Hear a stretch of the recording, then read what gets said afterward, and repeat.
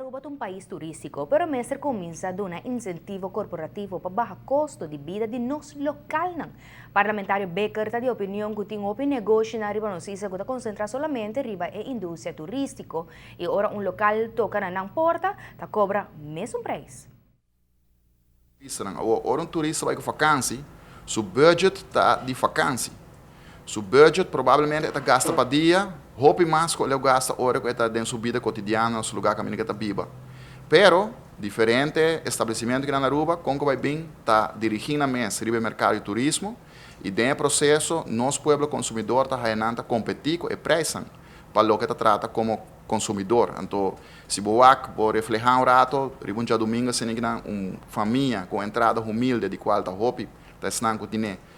não tem um lugar que eu posso correr para baixar num preço affordable, vai ser com sua família, num lugar, por exemplo, que está bandilama, etc. Então, na outro país, que está vivo da economia de turismo, na bingo diferentes projetos, por exemplo, vou mencionar na Cali, mesmo na Colômbia, onde uma fundação com Fandi, caminho que não tem full área de recreio, que hasta cabanha, que pode no preço hopi barata, para o pueblo, trabalhar para o pueblo, caminho que paga uma membresia. Então, a base é que o pueblo também tem lugar que não pode desfrutar um preço pagável e o terreno não está hora de subsidiado do governo.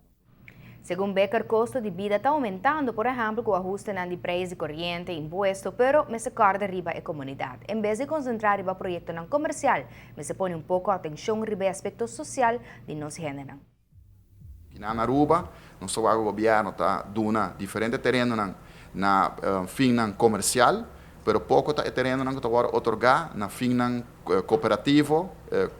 para servir nossa comunidade e esse nós queremos que dentro da direção em todo caso vamos cortar para o povo também